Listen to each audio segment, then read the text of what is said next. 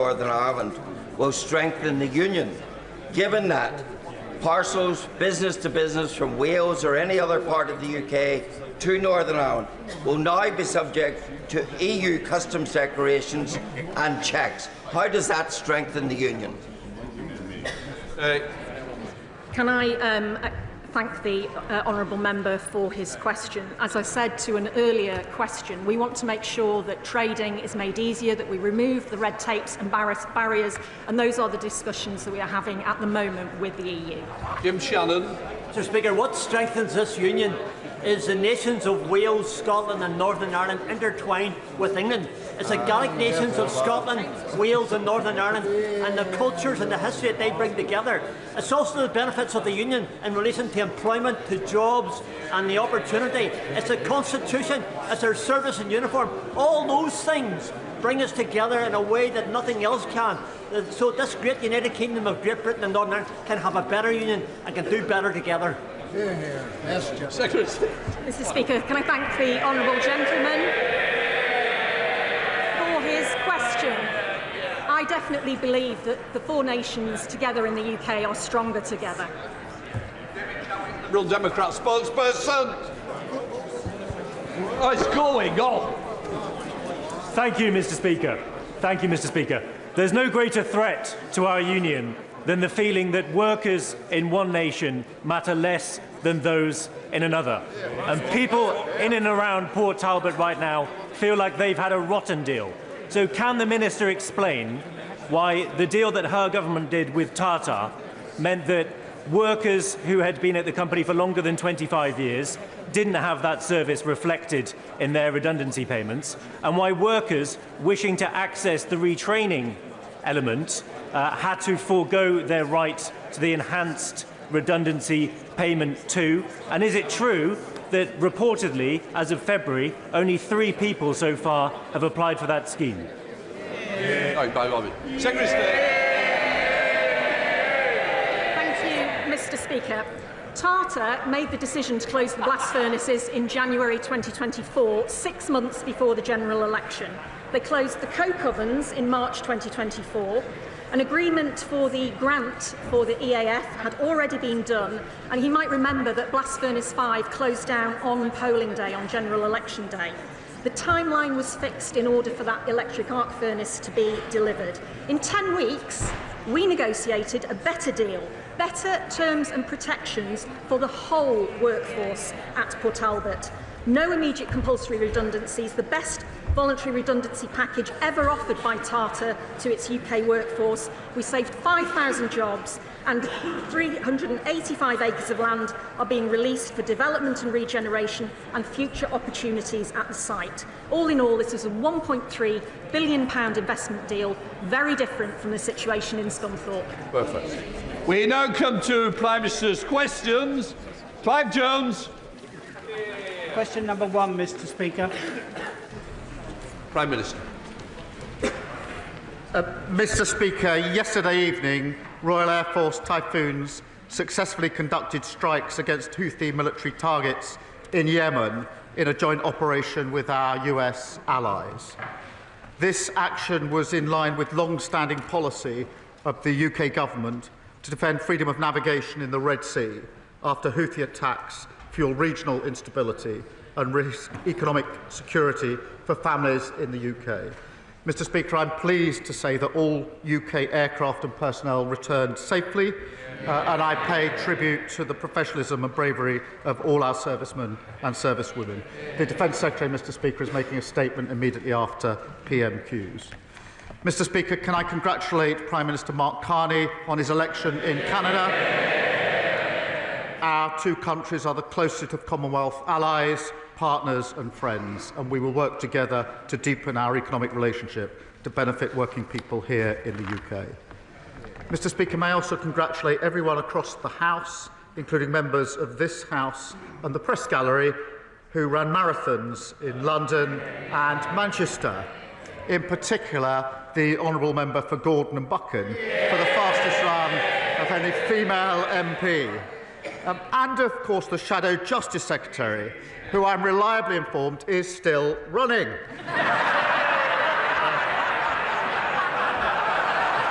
Mr. Speaker, this morning I had meetings with ministerial colleagues and others. In addition to my duties in this House, I shall have further such meetings later today. Clive Jones. Thank you very much, Mr. Speaker. I'd like to associate myself with the remarks of the Prime Minister about the professionalism of our armed forces, and also congratulate Mark Carney on being elected as Prime Minister of Canada. And also everybody who took part in the London Marathon. Both my daughters have done it. It's something I can't do anymore, sadly. Later today, Mr. Speaker, I'm introducing a bill to guarantee Parliament has the final say on any trade deal, including any agreement with President Trump. This isn't new. It's exactly what Labour promised to do in an official policy paper put forward in 2001. I'm asking this government to keep its promise. Currently, members of Parliament have no vote. They have no voice on trade deals. So, will the Prime Minister... Order. I think the Honourable... What this is good. I think you're on the marathon yourself. I think the Prime Minister may get a bit. Prime Minister. Well, Mr. Speaker, can we extend our congratulations to his daughters for running the marathon? In relation to trade deals, the government retains the right, obviously, to strike trade deals, delivering growth, jobs and opportunities for working people. We clearly set that out in our manifesto. That's exactly what we're doing. Parliament, as he knows, does have a well-established role in scrutinising and ratifying these deals. He knows that was strengthened under the last Labour government, as he references. Dan Talbot. Thank you, Mr. Speaker. There's going to have to be a coming together of Reform and the Conservative Party in some way.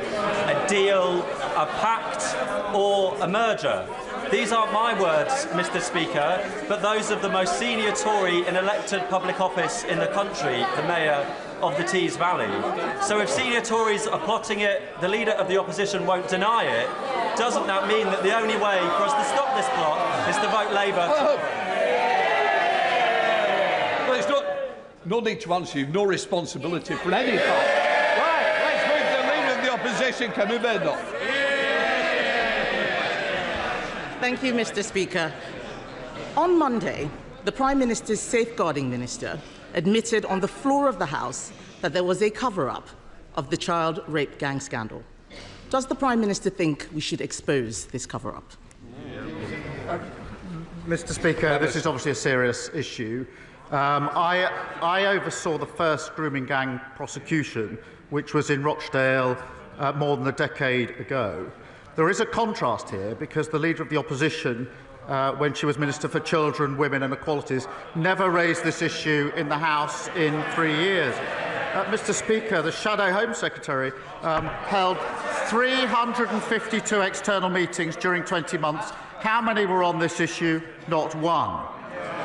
And they failed, of course, to implement a single recommendation for the independent inquiry into child sex abuse. Mr. Speaker, my position is absolutely clear. Where there's evidence, the police should investigate and there should be appropriate prosecutions. That's route number one. Route number two, we should implement existing recommendations, which did expose what went wrong. Those recommendations were not implemented by the last government. They're being implemented by this government. We are providing for local inquiries. We're investing more on delivering truth and justice for victims than the party opposite did in 14 long years.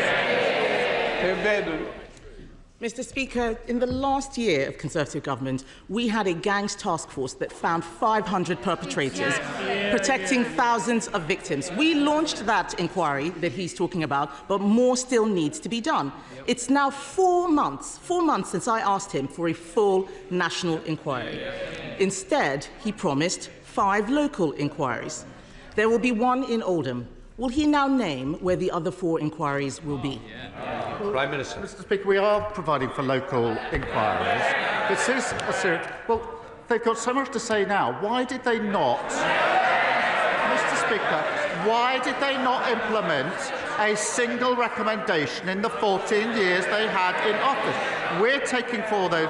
There are recommendations already in place about the change that needs to be taken. They sat on a shelf under the last government. We are acting on them. We are providing for local inquiries. and we're investing more in delivering truth than they ever did. He cannot name a single place because nothing is happening. He stood there at the dispatch box, promised 5 local inquiries. Nothing is happening. On the last day of term, he had his minister come out to water down the promise to say they would provide funding. That is not good enough. At least 50 towns are affected by rape gangs. Places like Peterborough, Derby, Birmingham, Nottingham, Leicester, Rotherham, Rochdale and Preston. Is he dragging his heels on this because he doesn't want Labour cover-ups exposed? Mr. Speaker, I spent 5 years prosecuting these cases.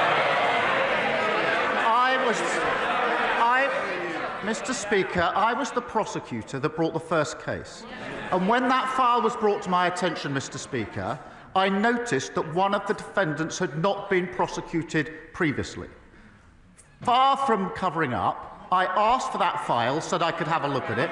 On the back of that, I then changed the entire approach to prosecutions, which was then lauded by the government. We were doing the right thing and brought those prosecutions. So my record was going after where I thought something had gone wrong and putting it right. She stayed silent throughout their years in government, and so did the entire front bench. Mr. Speaker, he's not the Director of Public Prosecutions anymore. He is the Prime Minister. People want to know what he is going to do now, not talk about what he did years ago. We are asking for a full national inquiry. Andy Burnham wants a national inquiry. He's not Conservative, he's Labour. Harriet Harman wants one. The member for Rotherham wants one. All of the victims I have met want a full national inquiry. He keeps talking about local inquiries, yet they have not got going. And they haven't got going because local authorities don't want to investigate themselves.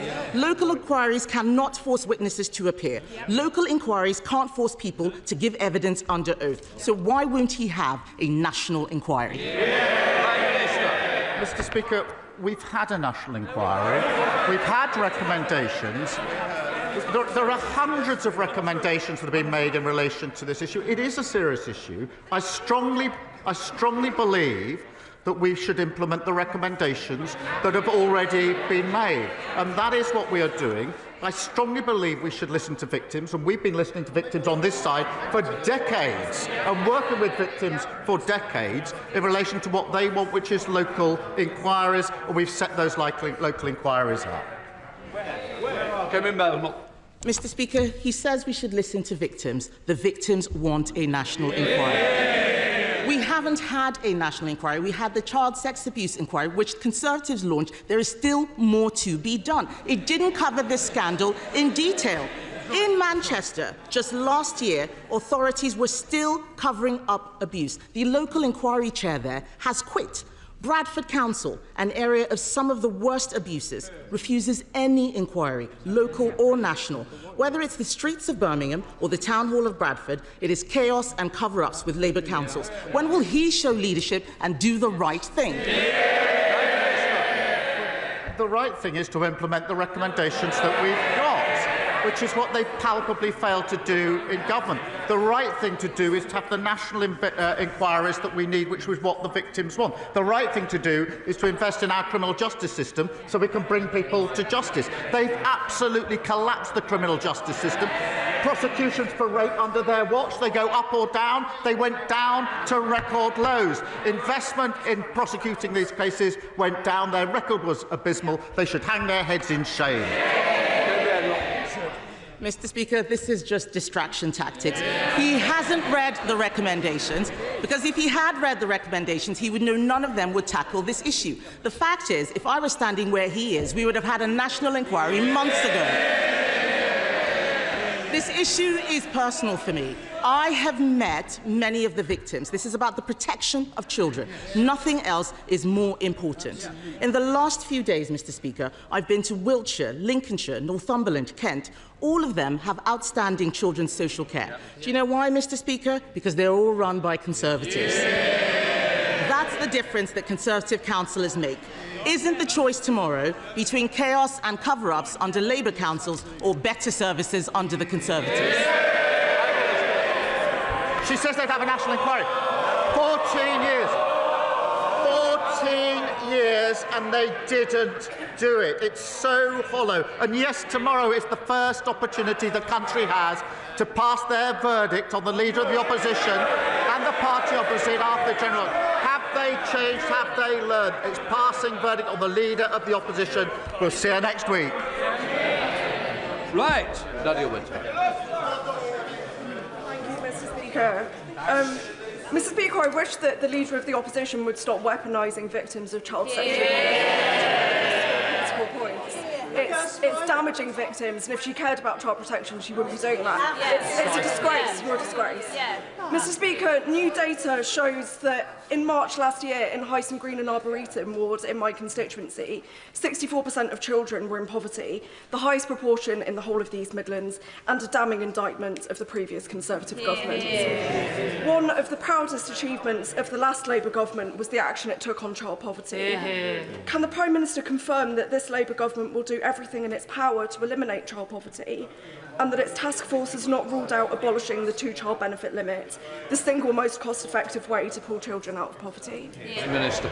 Well, she's absolutely right to raise the disgraceful record of the previous government, which saw an extra 900,000 children in poverty. I'm proud of Labour's record in reducing child poverty, which is what we do in government, and the task force exploring every lever to reduce child poverty. Leader of the Liberal Democrats, Sir Edward Davey. Thank you, Mr. Speaker. And on behalf of my party, can I send our congratulations to Mark Carney and the Liberal Party of Canada on their historic victory. We wish them well as Canada continues to stand up strongly to President Trump's tariffs and threats. Mr. Speaker, Canada has learned what happens when you do a trade deal with President Trump. He can't be trusted to stick with it. The Prime Minister didn't answer my question last week, and he didn't answer my honourable friend, the member for Wokingham, just now. So let me ask again. Will the government give members of this House a vote on the floor of this House on any deal he agrees with President Trump? Yes or no? Minister. Mr. Speaker, we are in negotiations with the US in relation to a deal. We will act, obviously, in the national interest to make sure that if there is a deal, it's the right deal for our country. If it is secured, it will go through the known procedures for this House. Sir Ed Davey. Well, Mr. Speaker, I'm very disappointed in that reply. There was no yes or no response. We do want a vote, and we will keep pressing him and his government on that. But turning to a domestic issue now, Mr. Speaker, my honourable friend, the member for Dorking and Hawley, has taken up the cause of Fiona Lascaris, whose autistic adult son, Christopher, was horrifically exploited and then murdered by a convicted criminal. As ITV News has reported, when Fiona tried to get a mental capacity assessment for her son, she was dismissed. So Christopher never got the support that might have saved his life. We're going to try to change the law so families' concerns over a loved one's mental capacity have to be considered. Will the Prime Minister give his personal backing to that change to stop another tragedy like Christopher's? Prime Minister. Well, I thank him for raising that terrible case, and I think the thoughts of the whole House will be with Christopher's family and friends affected by this, and we'll certainly look into what else we can do, and if there's further details that can be given to me of the particular case, I'll make sure that we follow it up. Jenko. Thank you, Mr. Speaker. I'd like to start by congratulating Truro City Football Club, who've gone from homelessness to league champions in one season. Yeah. In Cornwall, clean energy is a huge opportunity. We're fortunate to have vast natural resources, onshore, offshore winds, geothermal and tidal. We have a strategically vital port and a workforce ready to step up. I welcome that Falmouth Community Hospital will be getting new solar panels and benefiting from those first investments made by GB Energy.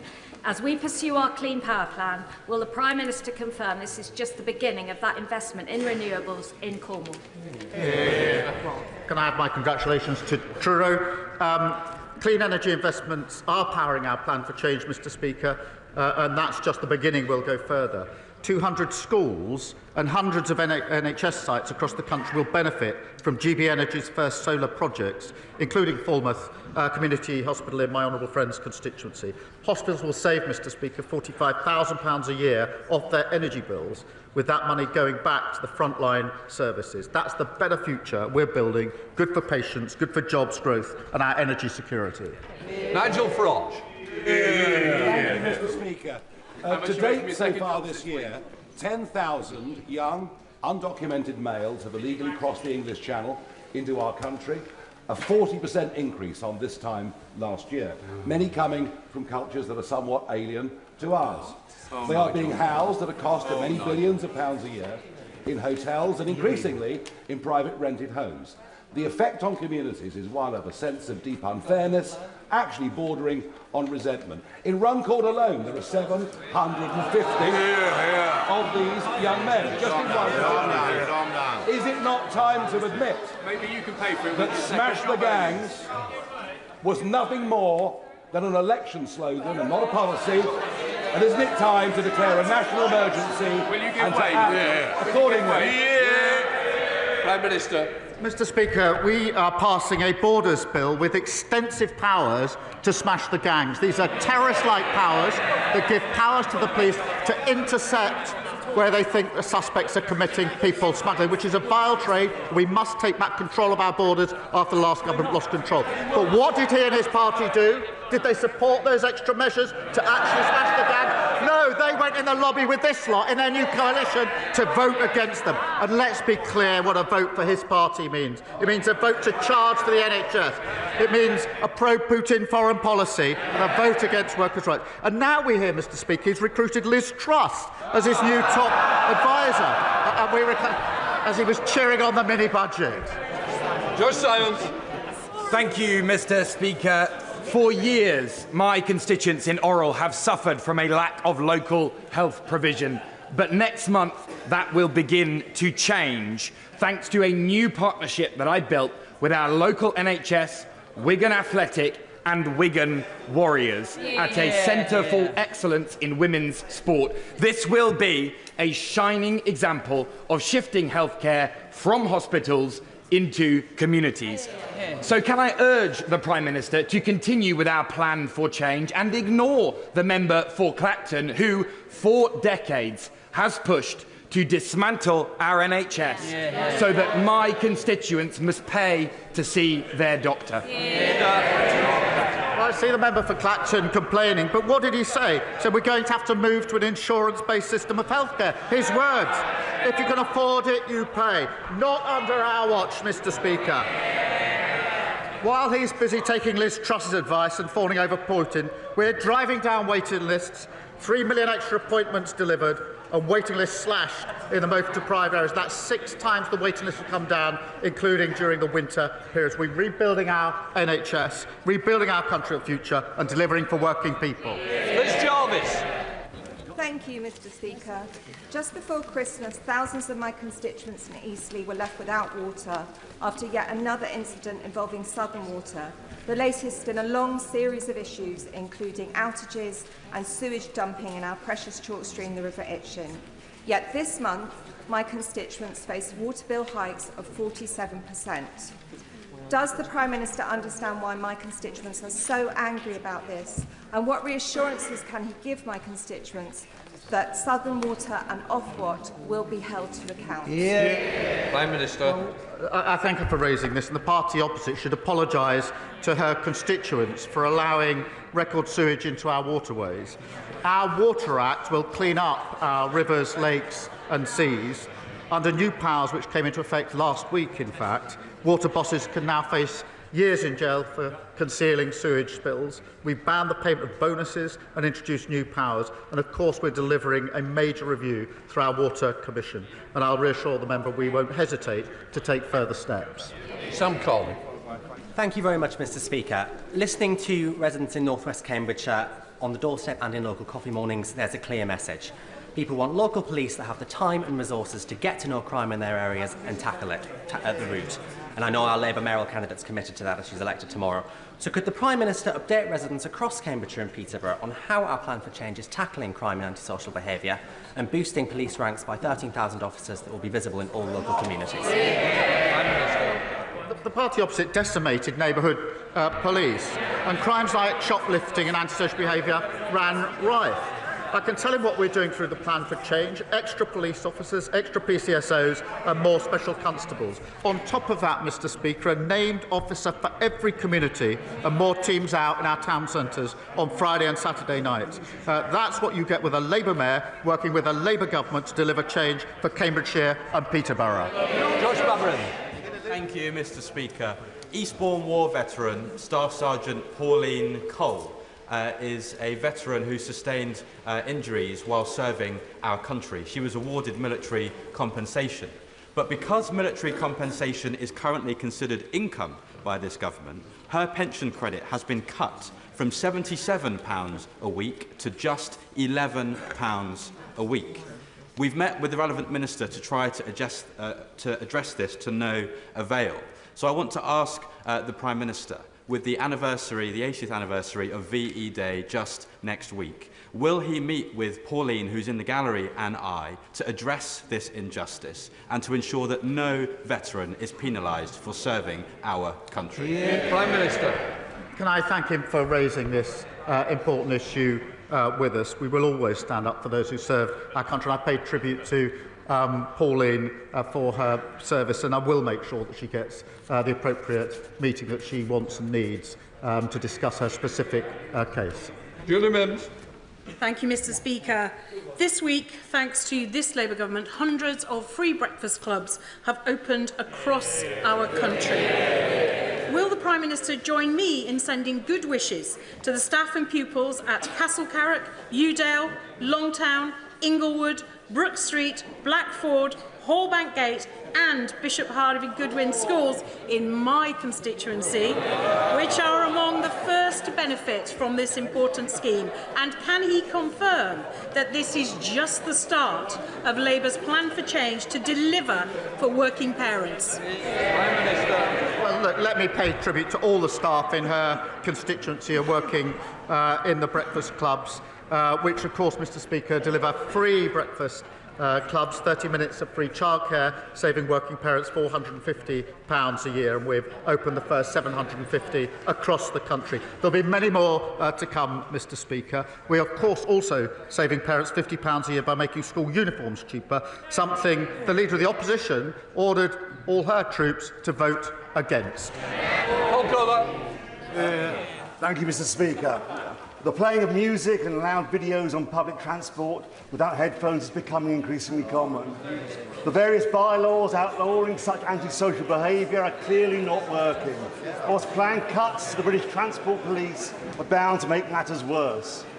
Will the Prime Minister back the Lib Dem plan to introduce effective enforcement and a publicity campaign to persuade people to plug in their headphones? After which, you never know, perhaps we can encourage the uncivil minority to take their feet off the seats. Prime Minister. Well, he raises a really important question of antisocial behaviour. They're laughing about it. That really sums up what they did in the last 14 years.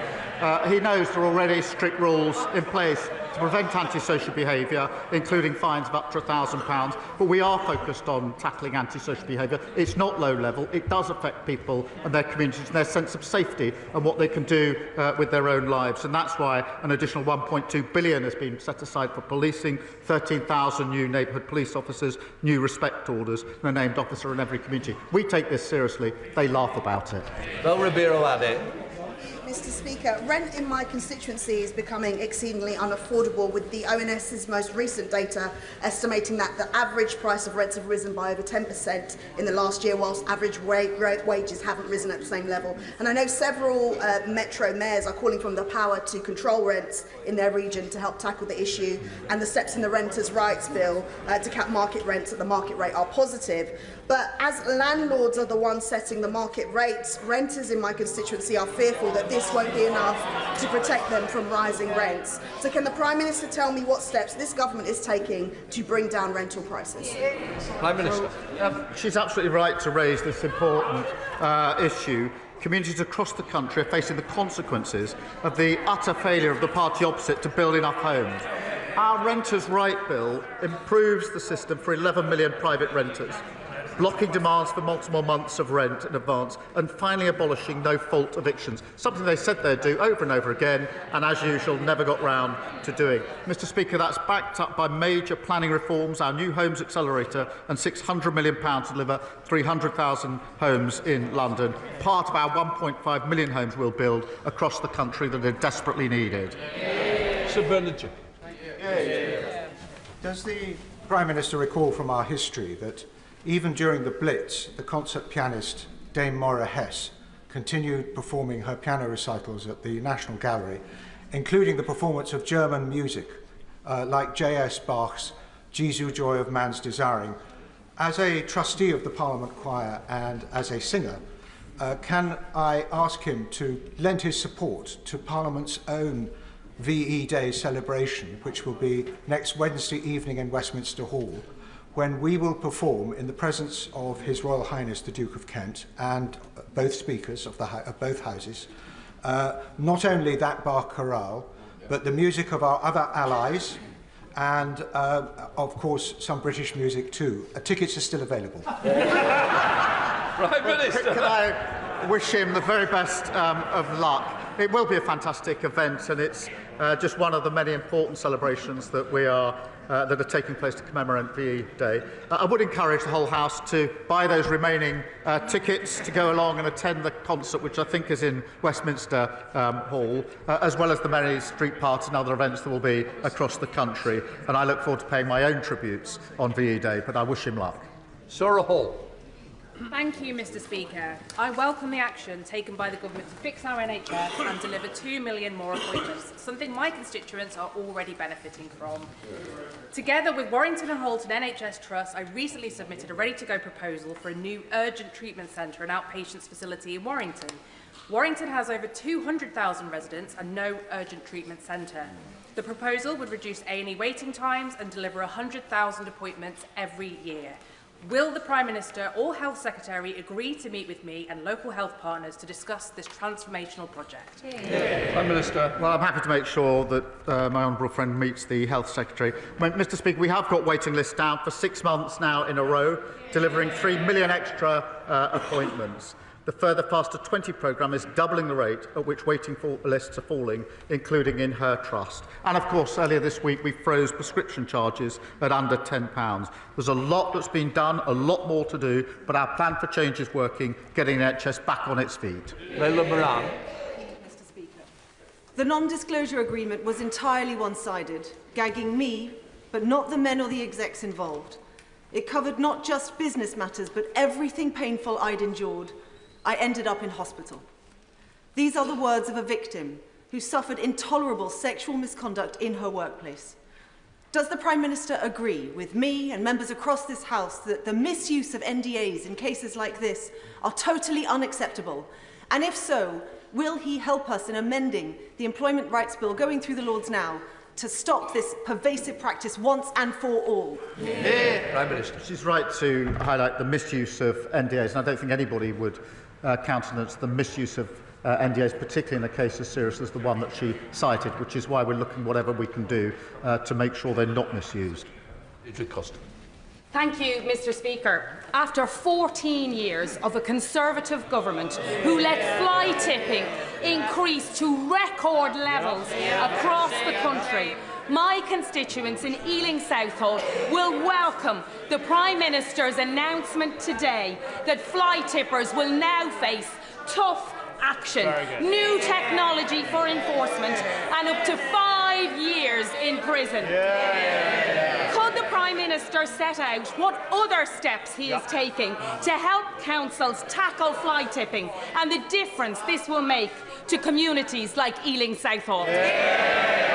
Thank you for raising this issue. Under the last government, we saw 1 million incidents of fly tipping. Under Conservative councils, we see enforcement down and fly tipping up. Look at Tory-led Northumberland. where incidents of fly tipping are up 76%. We're introducing, Mr. Speaker, tough powers to seize and crush the vehicles of commercial fly tippers who now face up to 5 years in prison for operating illegally. That's a Labour government clearing up the mess left by the party opposite. Thank you, Mr. Speaker. Prime Minister, a week tomorrow, the whole nation will come together to commemorate VE Day. Those who fought in World War II, including my own father, would often attest that no one did more to maintain their morale in adversity than Dame Vera Lynn, the force's sweetheart. A doughty band of campaigners for several years have been trying to create a national memorial in her honour.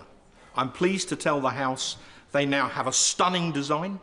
They have a site, appropriately at Dover, and they've already raised over 3/4 of the funding that they would need.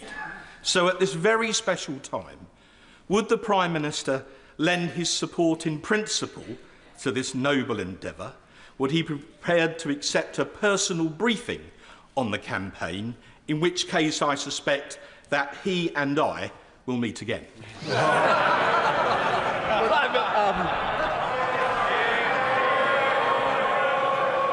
Always a pleasure. But look, I'm going to congratulate him on his campaign. It is really important, and many people were delighted, I think, to join that campaign. Dame Vera is sewn into our nation's soul, providing the soundtrack for our greatest generation, and so it's particularly timely. So I'll support the campaign that he has done so much to promote. Adam Thompson. Thank you, Mr. Speaker. Whether it is the crevasse on the island outside of Asda in Long Eaton or the array of tyre poppers on Quarry Hill Road in Ilkeston, every day my inbox is filled with complaints about potholes that Conservative Derbyshire County Council has failed to fix. Given that the government has poured £1.6 billion of extra funding into road repairs and that tomorrow is the Derbyshire County Council elections, does the Prime Minister agree with me that it is high time that Erewash and the wider Derbyshire got itself a Labour council that will actually repair the roads? Well, he's absolutely right. Conservative Derbyshire County Council is home to more potholes than anywhere else in the country, and drivers are paying the price. Mr. Speaker, our plan for change has committed enough funding to fix 7 million extra potholes this year, and for the first time, councils like Derbyshire must publish how many potholes they've actually repaired in order to get the cash. The party opposite left Britain's roads crumbling. We are fixing them. Sammy Wilson. Mr. Speaker, the blackouts in Spain, which have caused chaos, the realisation amongst many backbenchers in his own party that thousands of jobs are being lost in Scotland in the oil industry, and the fact that businesses are facing energy costs which are making them uncompetitive and consumers being plunged into poverty, fuel poverty. Does he not recognise that his net zero policy is not only bad, but it's mad? And indeed, his own former leader is now accepting this. Will he not accept the advice from someone within his own party if he won't accept advice from this side of the House? Prime Minister. Well, many years on the opposite benches, I learned when asking questions at PMQs not just to read the headline on a Wednesday morning, but to look at some of the detail. What Tony Blair said is we should have more carbon capture. We've invested in carbon capture. That's many jobs across different parts of the country. He said that AI should be used. We agree with that. We've invested huge amounts in AI on the jobs of the future. He also said we need domestic targets so that businesses have their certainty. If you look at the detail of what Tony Blair said, he's absolutely aligned with what we're doing here. These are the jobs and the security of the future. I would also say that we shouldn't weaponise the difficult position that people in Spain and other countries find themselves in at a very difficult time. Final question, Alex Bellinger. Thank you, Mr. Speaker. I welcome the government's decision this month to secure British steel, and at a time when European security is critical, it is defence manufacturers in the Black Country, like Summers Forge in Hell's-Erin and BB Price in Cradley Heath, that will be using that steel to make the military equipment that our defence needs. Will the Prime Minister commit to make manufacturing investment in the Black Country a national priority so that we can live up to our industrial heritage and create the high-quality defence jobs that our region so desperately needs? Prime Minister. To pay tribute to my honourable and gallant friend for his service to his country. He understands our national security and economic security go hand in hand. Mr. Speaker, it's vital that defence investment creates more jobs, apprenticeships and opportunities in the Black Country and across the United Kingdom. That's why we've launched a new hub to give up to 12,000 small firms better access to defence contracts. And of course, we're raising defence spending, the highest sustained increase since the Cold War, something the party opposite failed to do in 14 years in office. Right, we'll let the front bench change over.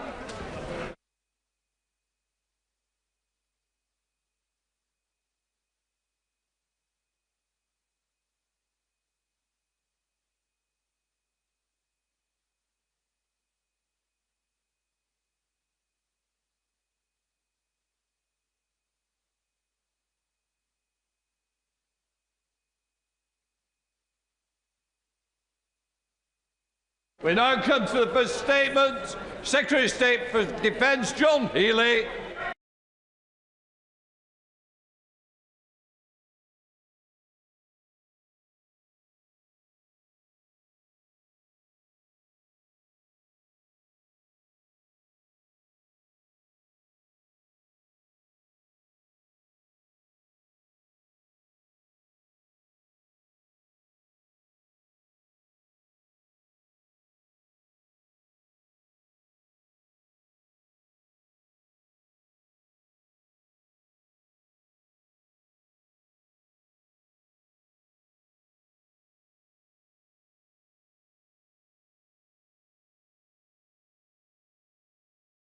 Used in the Red Sea and in the Gulf of Aden. Royal Air Force Typhoons, FGR-4s, with air refuelling support from RAF Voyager tankers, struck a number of these buildings with paved way for precision bombs last night. This action was limited, it was targeted, it was devised to minimise the risk of civilian life. Everyone involved in the UK operation has returned to base safely. And I want to thank, on behalf of the House, all members of our armed forces involved in this operation and to pay tribute to them for their total professionalism and their courage. Yeah. Mr. Speaker, yesterday's operation was carried out alongside the US, our closest security ally. It was conducted in line with both the UN Charter and the established UK policy of this government and the last. And in opposition